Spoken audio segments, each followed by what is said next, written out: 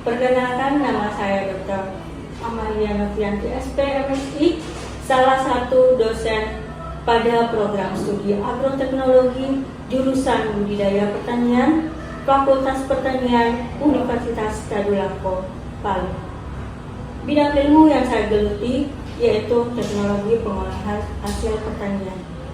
Tujuan pembuatan video ini adalah sebagai bentuk pernyataan dari dosen dalam pelaksanaan Tridharma perguruan tinggi, terutama di bidang pengajaran.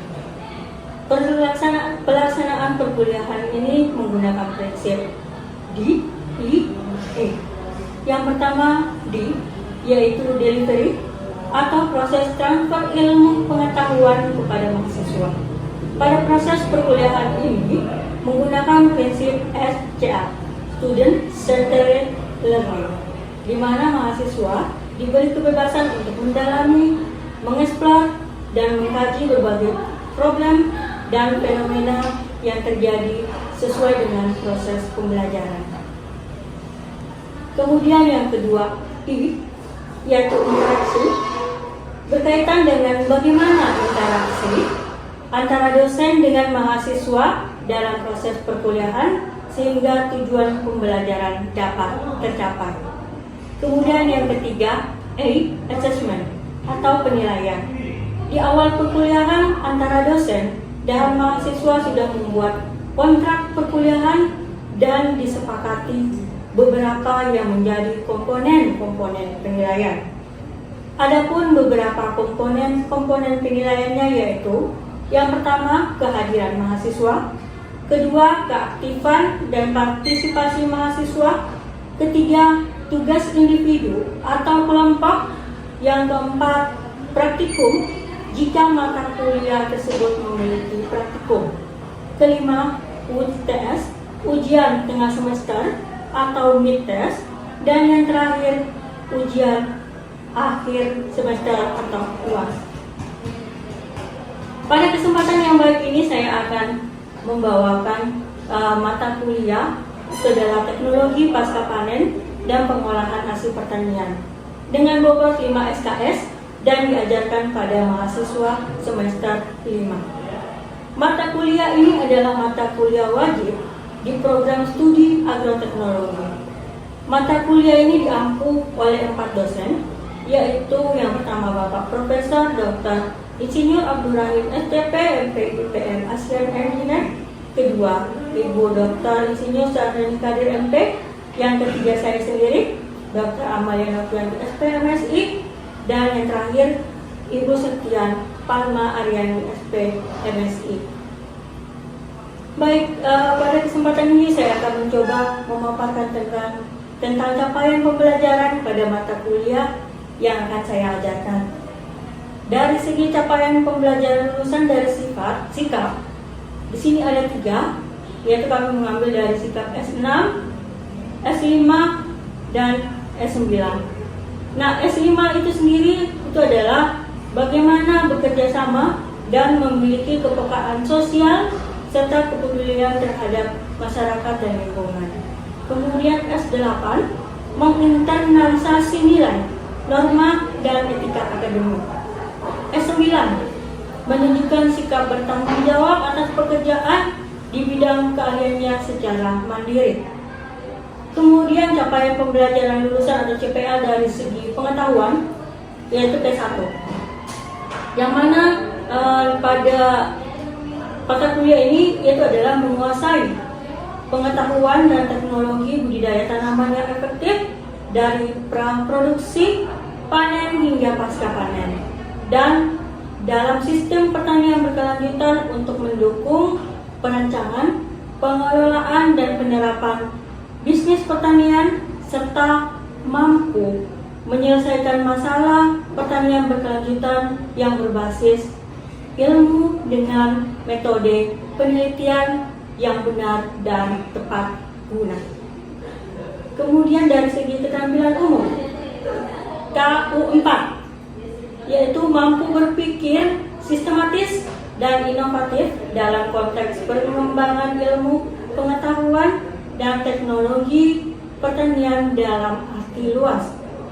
Dari segi keterampilan khusus, KK2, yaitu mampu mengidentifikasi, merumuskan dan mencari solusi pemecahan masalah dalam teknologi budidaya tanaman dalam sistem pertanian berkelanjutan berdasarkan analisis informasi dan data.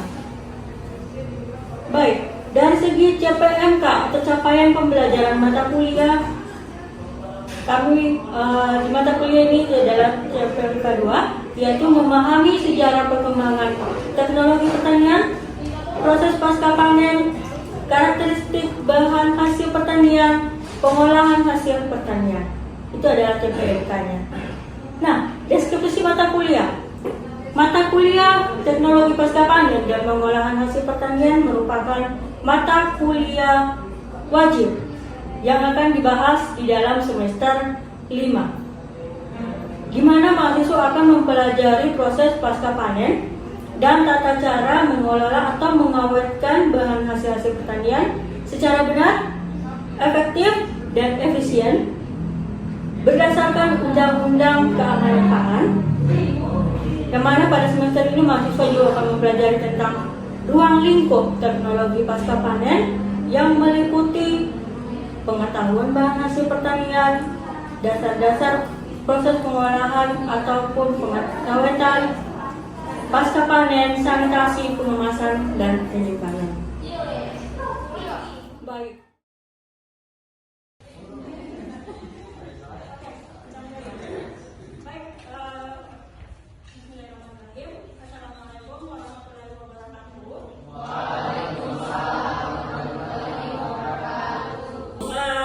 Selamat siang, ya, menjelang sore. Baik, untuk hari ini, ya, seperti yang kalian ketahui, adalah masuk minggu ketiga pertemuan kita di mata kuliah teknologi pasca panen dan pengolahan hasil pertanian. Nah, berarti sudah ada 2 minggu kita lalui materi, ya, maka Ibu akan buka kembali, referensi kembali sama kalian apa saja yang bisa kalian ingat dari materi yang minggu lalu. Apakah kalian ingat atau malah sudah dilupa minggu lalu? Baik, pertanyaan Ibu cuma ada 2. Yang pertama, ada enggak yang bisa sebutkan beberapa contoh? Karena minggu lalu kita berbicara tentang karakteristik bahan hasil pertanian. Minggu lalu kita sudah jelaskan tentang jenis dengan karakteristiknya. Sekarang jadi 2 itu pertanyaan Ibu. Yang pertama, ada yang bisa sebutkan tidak? Yang masih ingat tidak? Jenis-jenis bahan hasil pertanian itu apa saja yang kalian masih ingat? Pelajari dari pertemuan minggu lalu. Ada yang mau bertanya? Silakan. Silakan. Saya Bu. Oke, silakan. Dina. Jadi yang pasca panen, yang dimana dia ada musiman. Dia mempunyai karakteristik pada tanaman padi. Contohnya tumbuhan ini tumbuh di bagian tropis dan subtropis. Oke, tadi teman Dina sudah sebutkan salah satu contohnya adalah tanaman serelia, tanaman padi. Apakah tanaman serelia itu cuma padi? Tidak kan? Tidak. Kalau Ibu bilang jagung gandum masih serelia atau tidak? Masih. Sip, berarti masih diingat. Kira-kira sekarang Ibu tanya lagi, serelia ya, kita bahas serelia dulu. Oke, tadi sudah sebagian diantar sama teman kalian Dina, apa sih padi, kemudian minyak. Sekarang Ibu mau tanya, kira-kira berbicara serelia, karakteristik khasnya dari tanaman serelia itu apa yang dimiliki pada tanaman serelia itu? Ada yang bisa menjawab? Selain Dina? Ibu mau lagi? Silakan. Itu. Jadi salah satu karakteristik tanaman serelia itu dia memiliki kandungan karbohidrat tertinggi. Oke, betul. Ada lagi yang mau tambahkan? Betul sekali. Ada lagi? Dia memiliki Dina, silakan. dia juga memiliki pati, yang mana pati itu kompleks yang tersusun dari rantai panjang molekul glukosa. Oke, tidak ada yang salah, benar ya. Serelia itu adalah tanaman dengan komponen karbohidrat yang tinggi. Nah, berarti biasanya kalau kita ingin mencari sebagai sumber energi, ya kita banyak memakan dari tanaman-tanaman yang dari sumber karbohidrat. Kenapa? Karbohidrat itu tinggi kandungan sumber energinya, terutama karbohidrat dalam hal ini pati, ya kan? Pati adalah komponen dari yang komplek dari karbohidrat, ya kan? Masih ingat pelajaran biokimia kan? Di karbohidrat ada yang monosakarida, ada disakarida, ada polisakarida maupun polisakarida.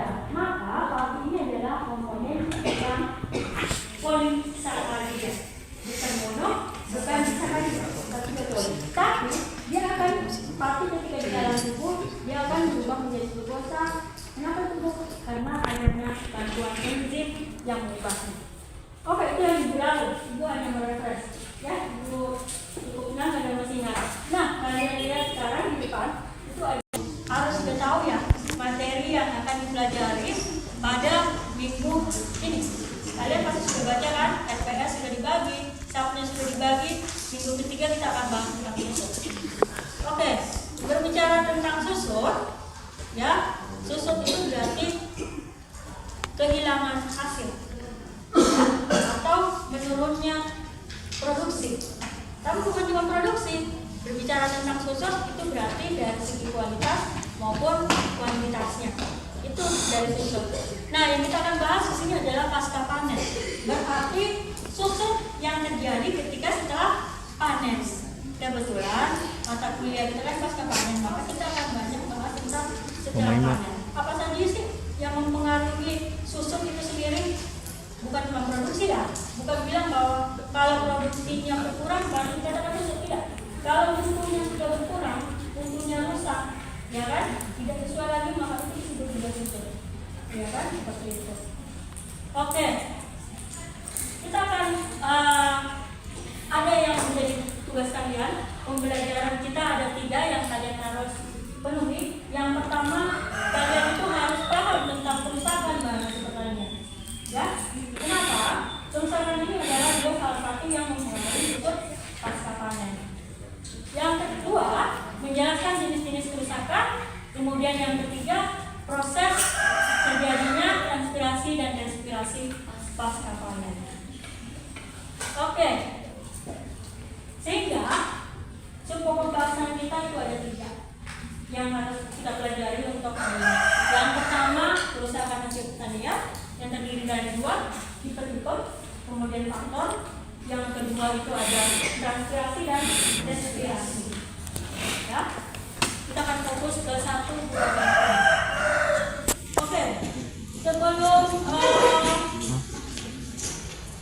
Ibu buka slide untuk menjelaskan, ada enggak kira-kira kalian bisa sedikit memberikan gambaran kalau Ibu tanya kerusakan hasil pertanian itu yang bagaimana menurut kalian?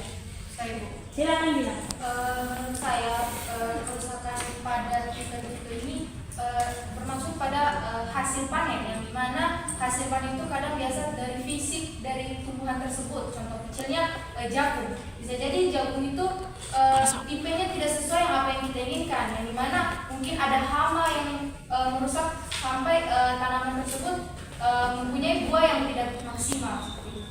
Oke, ya itu tipe-tipe kerusakan dari 2 tahun jadi 3 tahun. Itu namanya susut. Kerusakannya kenapa? Boleh juga karena hama dan hal-hal yang lain seperti itu. Ya, jadi makanya gue bertanya supaya kalian cepat tahu. Ada yang sudah baca, ternyata sebagian yang mencoba untuk berbicara. Ada lagi yang menjelaskan? Oke, kalau tidak ada kita lanjut. Nah, kalian lihat slide di sini. Kerusakan tipe-tipe kerusakan itu ada kerusakan mekanis, mikrobiologis, ada fisik, biologis, dan kimia. Ya, oke, seperti itu. Ada beberapa mekanis, biologis, mikrobiologis, fisik, dan kimia itu adalah tipe-tipe kerusakan bahan hasil pertanian. Nah, kalau berbicara tentang hal tersebut tadi kerusakan, nanti Ibu minta masuk dalam bentuk kelompok, ya kan? Bentuk kelompok diskusi, ada studi kasus yang kalian masukkan sebagai bahan diskusi, terdiri dari 5 kelompok. Yang kalian bahas itu adalah salah satunya ada jenis-jenis kerusakan, ya, yang tadi disebutkan. Ini kalian bisa lihat, kita akan diskusi.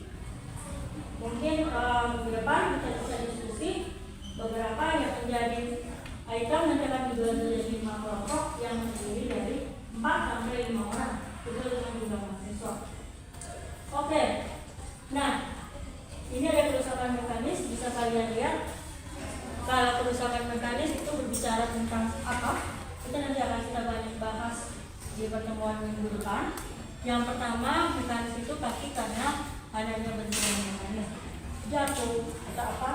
Itu. Kemudian kerusakan pada waktu panen, ya umpamanya panen.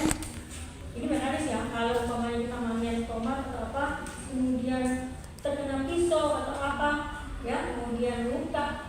Itu biasanya kan itu masuk dari kriteria kerusakan mekanis, ya. Kemudian kerusakan mikrobiologis. Mikrobiologis berarti dari kata mikroba, hama ataupun jamur yang sangat tidak bisa kita lihat dengan secara visual mata seperti itu, tapi dia merusak. Contohnya apa? Ada jamur, ada kapang, ada kamir. Ya, itu yang akan kita banyak diskusi. Itu hanya mengantar pemahaman kalian apa yang akan kalian jadikan diskusi. Jadi, umpamanya kelompok 1, dia akan bahas tentang bagaimana sih umpamanya kerusakan mekanis itu, ya kan? Dia akan memberikan gambaran ini sama kelompoknya lain. Begitu juga dengan mikrobiologis. Kemudian ada kerusakan fisik. Nah, kalau kerusakan fisik ini karena perlakuan fisik. Perlakuan yang kita lakukan. Contoh yang paling gampang dari yang nomor 3, pada penggorengan terjadi kegosongan. Ya, bahan pangannya itu akan rusak kalau kita menggunakan atau memasaknya atau melakukan pengolahan dengan suhu yang tinggi. Kenapa dia bisa jadi gosong? Karena suhu yang tinggi memaksa untuk masakan itu atau makanan itu tetap masak. Seperti itu, tapi di dalamnya tidak masak atau tidak merata. Ada yang pernah alami seperti itu? Nah, pasti, apalagi yang perempuan kan pasti ada yang buat seperti itu. Menggoreng karena buru-buru diganti api, tidak tahu dia sementara balas ada temannya atau apa, sementara dengar musik. Itu adalah perubahan karena komponen apa namanya bahan hasil pertanian yang disimpan di bawah karena pada pendinginan yang tidak sesuai. Biasanya suhunya nanti ya 1 minggu, 2 minggu bahan yang disimpan di situ pasti akan terjadi kerusakan. Terus yang ke-1, yang pertama gas hardening. Gas hardening dari bahasa Inggris. Gas ini apa? Pelindung kan? Kulit, ya kan? Gasnya sama dengan kalau apa? Itu kan pakai gas kan? Berarti kulitnya. Hardening itu apa? Dari kata hard, keras, berarti ketika terjadi perlakuan fisik umpamanya pemanasan, kulit tepung apa yang ada di luar itu dia kayak mengeras gitu, tapi di dalamnya tidak merata mengeras. Atau biasanya juga terjadi karena penyimpanan yang lama. Pernah simpan sedikit itu kayak sultan pada waktu yang lama terjadi pemanasan atau tidak, kalian lihat? Itu salah satu kan saat ini. Itu adalah contohnya kalau terjadi pada karena perlakuan kerusakan fisik. Oke, kemudian kerusakan biologis. Ya, kerusakan biologis tentu ini karena biologis. Belakang, apa saja ya, hewan pengarat yang serangga itu yang menyebabkan kerusakan. Kenapa itu katakan yang rusak?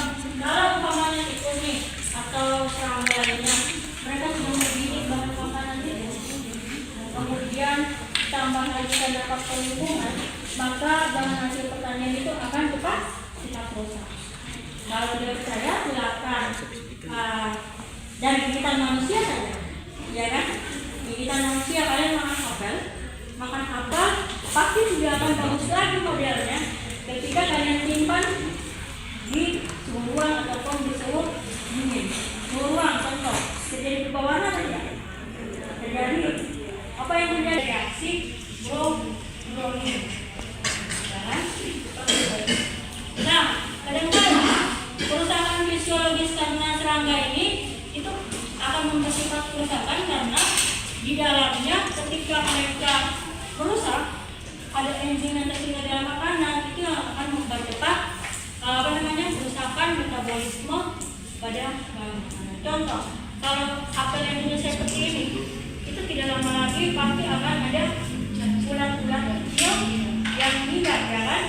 Terus kemudian ada daging ini dapat daging ya, ini tidak jelas, daging yang sudah cukup lama dan sudah tidak bagus lagi atau sudah rusak, biasanya kalian lihat akan dikerumuni lalat. Nah, ketika lalat, oke, kimia lagi.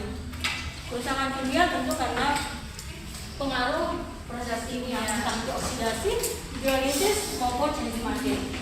Contoh tadi itu karena proses kimia juga, karena ada enzim yang membantu proses pencoklatan. Nah, kemudian ini nanti yang kalian akan bahas juga di kelompok minggu depan. Kita akan bahas bahwa apa saja faktor-faktor penyebab kerusakan. Di sini ada pertumbuhan, ada bahas dari masing-masing ini. Yang pertama, apa sih penyebab dari pertumbuhan dan aktivitas mikroba terhadap kerusakan? Kemudian yang kedua ada serangga. Yang ketiga ada suhu, kadar air, udara, sinar dan waktu. Oke, nanti kita bahas cukup banyak. Sampai di sini ada yang mau ditanyakan? Silakan.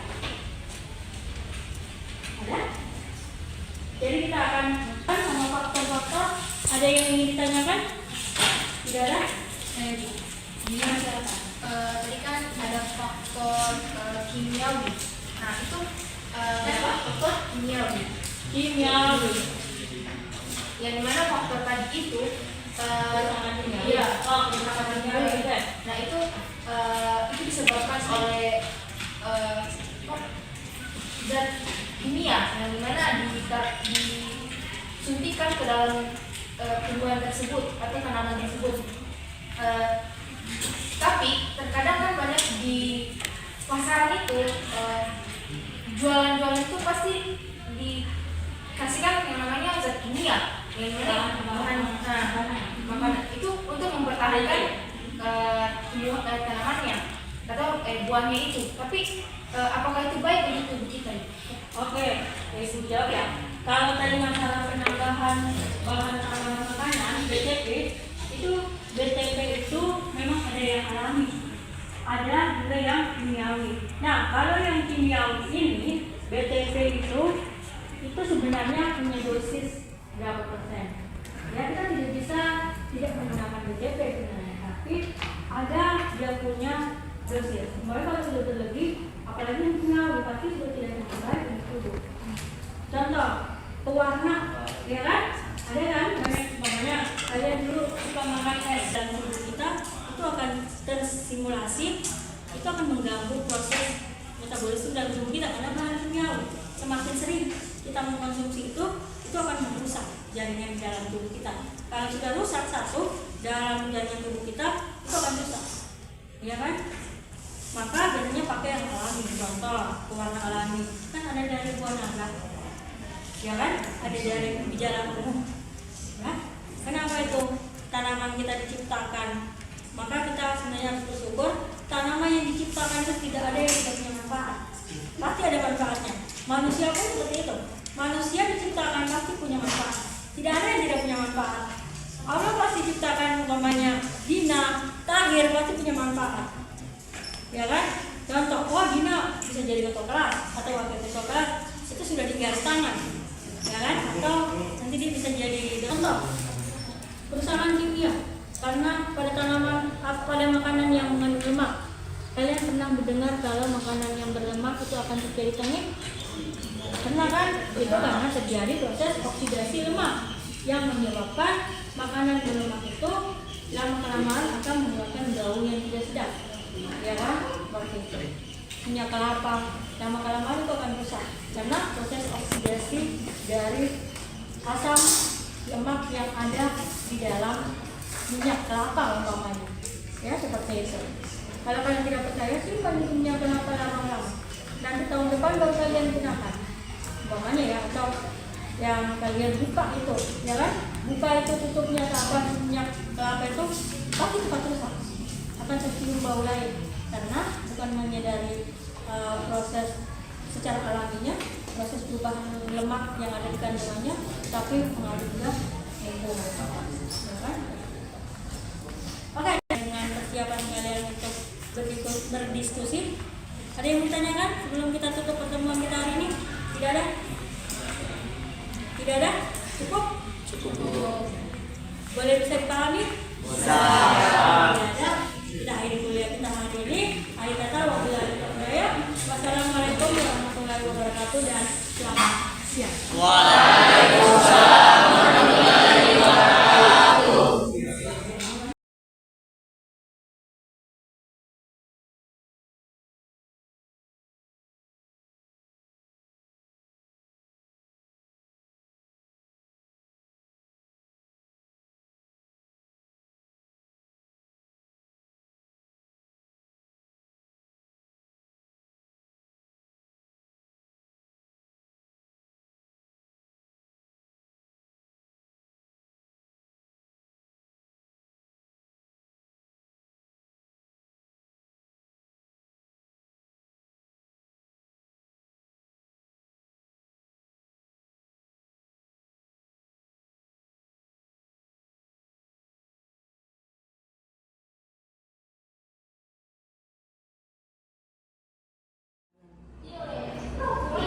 Baik, terima kasih. Demikianlah video pembelajaran yang coba kami buat. Semoga bisa memberikan hasil yang baik dan memuaskan. Akhir kata, wabillahi taufiq. Assalamualaikum warahmatullahi wabarakatuh.